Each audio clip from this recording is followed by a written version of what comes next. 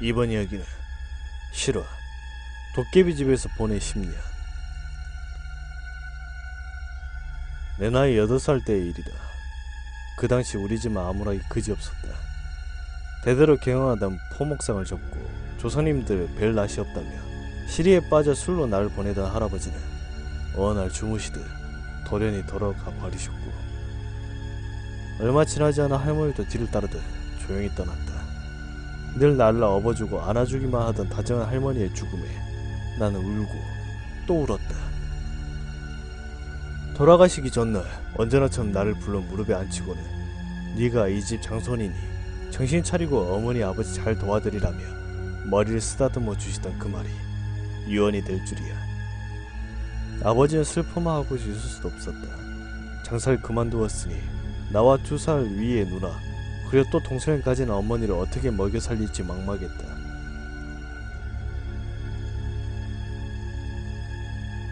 더구나 집을 팔아 포목상을 정리할 때 들었던 빚을 갚고 나면 5 식구가 될 가족이 갈 곳을 찾아야 했다. 그런 아버지에게 돌아가신 할아버지의 오랜 친구분이 찾아오셨다. 여기서 멀리 떨어진 곳이긴 하지만 값도 아주 싸고 좋은 집이 하나 있다는 것이다. 썩은 동아줄이라도 부여잡고 싶었던 아버지는 두말 없이 그분을 따라섰다. 현재 서울 모처에 있는 그곳은 그 당시 허름판이나 다름없었다. 그러나 집은 꽤나 크고 깨끗했고 가격이 헐값이나 거지없는 가격이었다. 아버지는 놓칠새가 재빨리 이 집을 샀다. 며칠 뒤 할아버지 친구분은 이사 준비를 시작한 우리 집에서 술을 마시며 기뜸을 해주었다. 사실 그 집은 도깨비터에서 지어진 도깨비집이라는 것이다.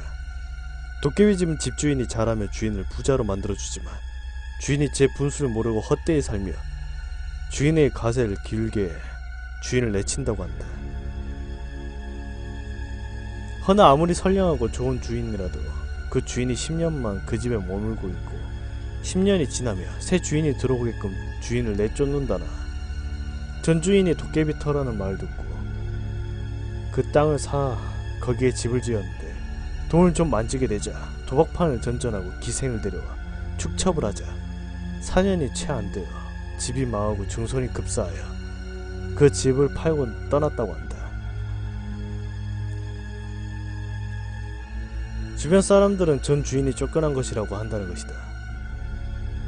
아버지는 그 말 듣고 술김에 그저 웃기만 하셨단다. 노인의 부질없는 이야기로 흘려버리기에 한편으로 새 집에서 그것을 시험해보고 싶으셨다고 했다. 새 집에 오고 나서 어머니 이상한 꿈을 꾸었다고 한다. 꿈속에서 이상하게 얼굴을 알아볼 수 없는 키가 엄청나게 크고 덩치도 큰 사람이 다짜고짜 안채 문을 열고 들어왔단다.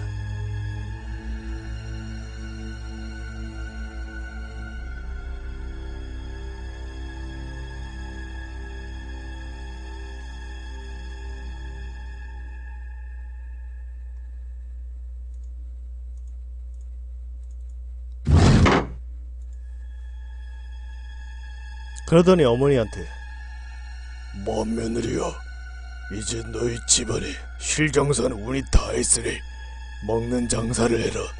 사람이 헐벗어도 서럽지만 굶는 게 더 서럽지 않겠냐?" 하더니 갑자기 여닫는 사람도 없는데 온 집안 문짝이랑 문짝들이 쾅하고 일제히 닫히더라는 것이다.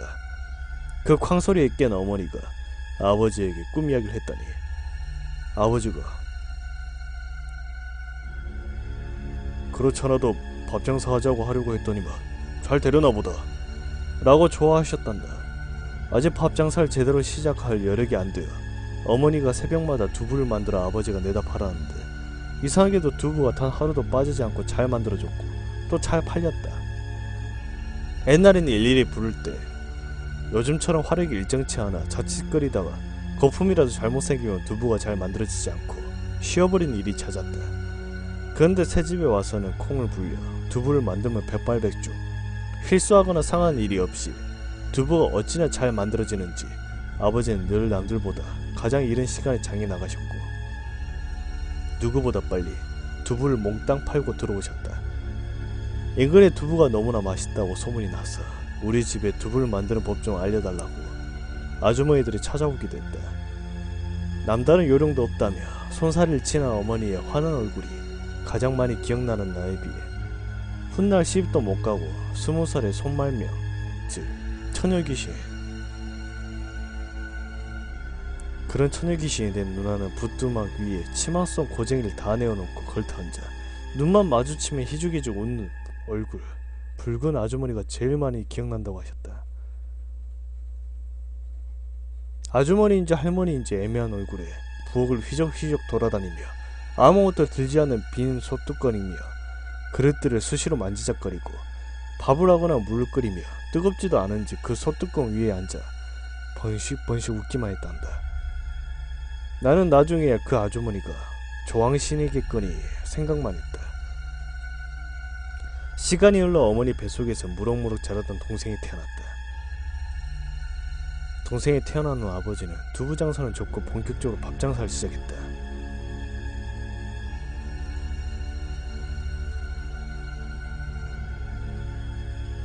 바깥에 건물 트고 붓두막을 하나 더 만든 뒤 그 앞으로 담장을 치고 밥상을 여러 개 놓았다.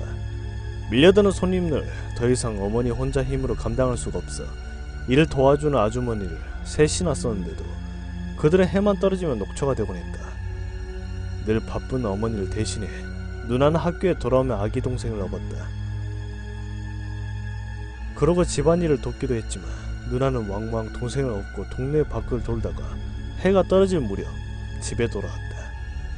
어머니는 너무 멀리 나가지 말라고 늘 누나를 탈렸지만 누나는 막무가내였다. 하루는 아기 업은 누나를 학교 돌아오는 길에 만났다. 누나는 "너 집에 가기 무섭지 않니?" 하고 조용히 물어보았다.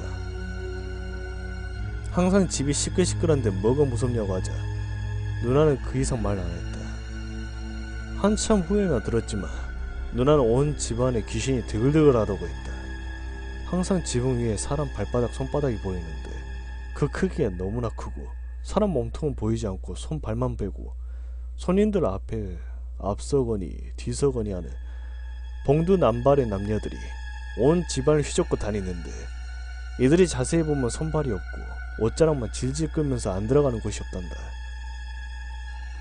사람들 틈에서 섞여서 낄낄대고 웃고 좋아하는데 그 소리가 나면 어김없이 손님이 때로 더 들어온단다. 그것도 비슷한 무리들이 잔뜩 섞여서. 이들은 해가 지면 거의 대부분은 나가는데 이들이 나가고 나면 수염을 배꼽까지 기르고 코가 시뻘건한 영감이 대문 당속을 하고 마당 한가운데 주저앉는단다. 이 영감이 나오면 낮에 들어왔던 것들이 열어달라고 대문을 두들기고 난리를 치는데 영감은 그럴 때마다 해 뜰 때까지 기다리며 호통을 고래고래 쳤단다.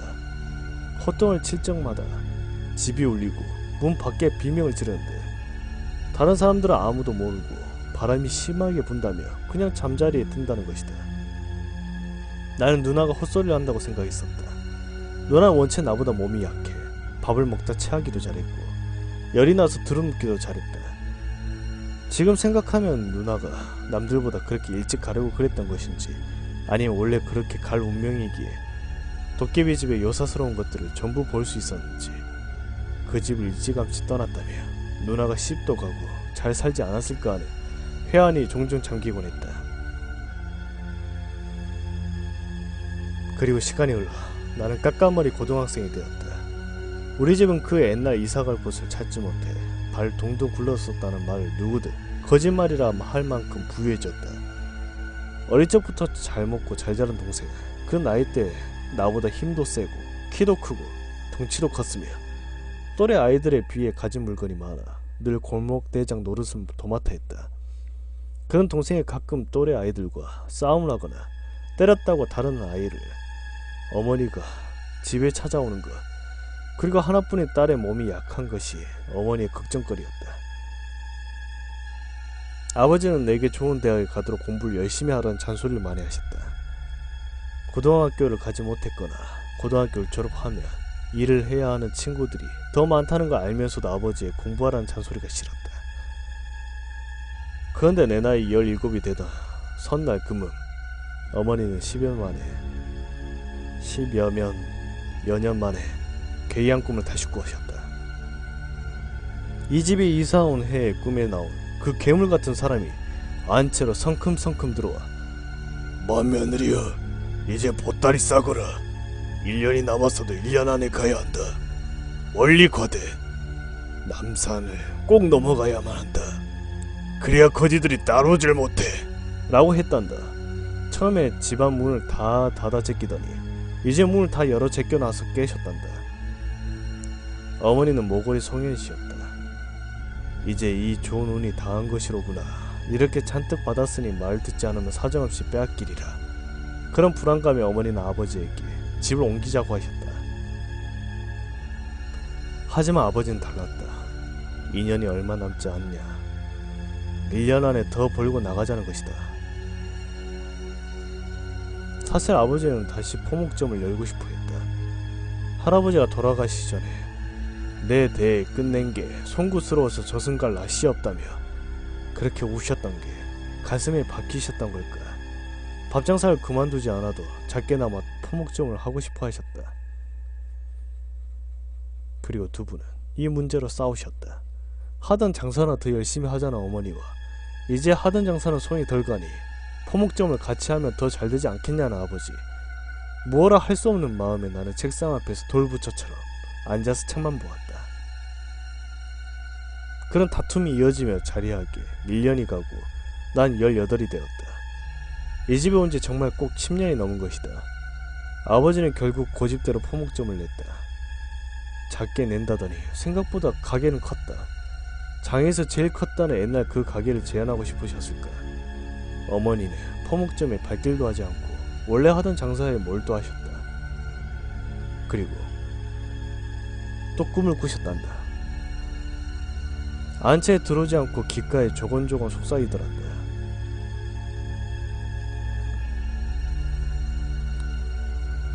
때를 놓쳤으니 알아서 해라.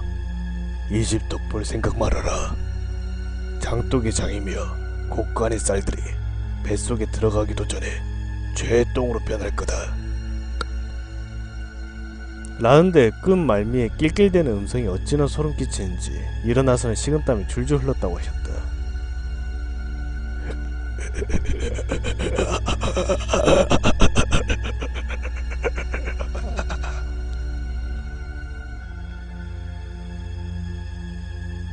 하지만 장사는 여전히 잘 됐다. 그런데 누나는 그때부터 자꾸 아프다며 더 무서워했다. 전에는 해가 지면 수염긴 영감이 낮에 들어온 것들을 못 들어오게 막아줬다는데 그 영감이 어디로 갔는지 이젠 대문을 잠그지도 막지도 않는단다. 그것들이 동이 틀 무렵까지 어찌나 온 집안에 시끄럽게 난리치는지 잠을 잘 수가 없단다. 그리고 그것들이 들어올 때 웬 꺼뭇꺼뭇한 것들이 섞여 들어와서는 석가래를 물어뜯고 갉아먹는데 그런 다음날엔 꼭 누가 다치거나 와야 할 물건이 못 오거나 재수가 없다는 것이다. 어머님 포목점이 장사도 잘 안되는 듯 기껏 밥장사로 벌어놓은 돈이 그리로 자꾸 샌다며 짜증을 내셨다. 아버지와 어머니의 싸움이 일상적으로 변한 지 반년. 가을로 들어선 던 초입에 누나는 감기에 걸려 눕더니 일어나질 못했다. 급성 폐렴이라고 했다. 죽기 전까지 의식을 못 차린 누나는 유언조차 넘기지 못했다. 어머니는 꿈자리 사납더니 이렇게 하나뿐인 딸을 데려갔다고 외할머니를 붙잡고 내내우셨다. 꿈에서 푸른 조거리에 머리를 다 풀어헤친 여자 둘이 방 안에 누운 누나의 발목을 한쪽씩 잡고 질질 끌고 대문 밖으로 나가면서 깔깔 웃었단다. 누나의 초상을 치르며 어머니는 딸 잡아먹고도 정신 못 차렸냐며 이사를 가져고 다시 아버지에게 말씀하셨다. 아버지는 누나의 초상과 집 이야기를 연관짓지 않으려고 했다. 그러나 아버지는 더 이상 고집을 부릴 수 없게 되었다. 포목점을 도와주던 직원이 돈과 돈 될 만한 물건을 모조리 가지고 도망가버린 것이다. 그제서야 두 분의 싸움은 끝이 났다. 집도 옮기기로 했다. 그 무렵 막내가 늦은 홍역을 알았다. 막내마저 이룰 수 없다는 일념이 두 분의 마음을 이어준 것이다. 동생을 외할머니에게 맡기고 두 분은 장사를 정리하고 집을 구하기 위해 바쁘게 움직이셨다. 연말 연시에 갈 곳 없었던 우리는 옛날 이 집을 구하기 전처럼 여기저기 뱃방으로 뛰어서 다른 집을 구했다. 몇 달이 흘러 내 나이 19봄에야 우린 그 집을 나왔다. 어머니의 장사는 이상하게도 도깨비 집에서 살 때만큼 되지 않았다.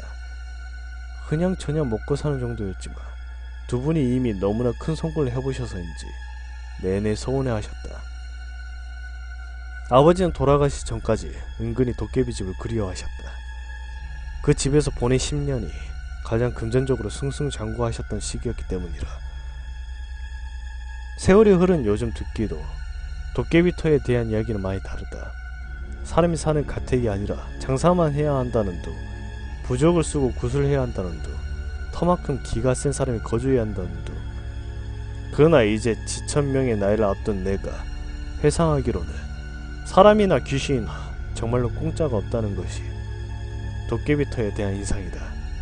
도깨비의 운은 10년을 퍼주고 나면 더 이상 받을 수 없고 그 집을 드나들 수 있었던 수많은 귀신들은 불을 주는 대신 부모님의 마음을 일그러뜨리고 누나의 목숨을 가져갔다.